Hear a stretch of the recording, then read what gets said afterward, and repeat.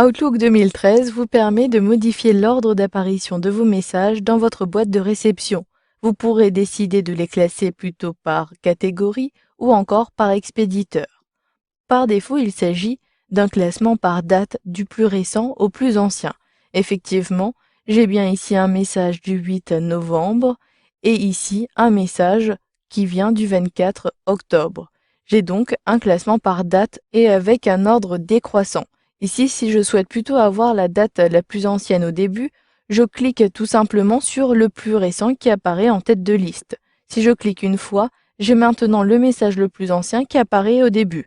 Mon message Fanny Dubois a bien été ici mis en fin de liste et il s'agit bien du 8 novembre. J'utilise la barre de défilement ou la molette de ma souris pour accéder au premier message qui a été ici reçu et envoyé le 8 février 2012. Si je souhaite maintenant plutôt avoir un affichage par expéditeur, cela est possible. Vous le voyez, vous avez une flèche entre non lu et le plus ancien. Si je clique sur cette flèche, j'ai ainsi un menu contextuel qui est apparu. Pour l'instant, date est cochée, mais si je souhaite avoir par expéditeur, je coche 2.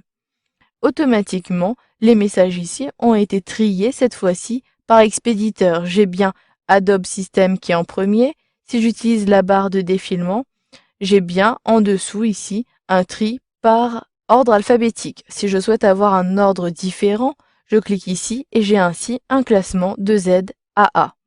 Si je clique à nouveau, je peux décider d'avoir les en-têtes avec le nom de l'expéditeur. Pour cela, je clique droit au niveau de l'en-tête ou sur le menu déroulant et j'ai ainsi la possibilité d'afficher dans des groupes. Si je sélectionne, j'ai ainsi le même tri qui est apparu, mais avec une information supplémentaire. Je peux ainsi décider de masquer certains expéditeurs. Si je ne souhaite pas avoir ce groupe visible, je clique ici sur la flèche pour réduire l'arborescence. Si au contraire je souhaite le faire apparaître, je clique pour déployer l'arborescence. Vous avez également d'autres tris. Si je clique droit, vous pouvez également regrouper par catégorie, par taille ici, par type, par pièce jointe et même par importance. Je sélectionne ici les catégories. Automatiquement, vous avez ici les objets qui sont sans catégorie, mais si je réduis l'arborescence, j'ai ici la catégorie collaborateur et la catégorie homotique. Ce tri peut être pratique si vous souhaitez repérer plus facilement certaines catégories.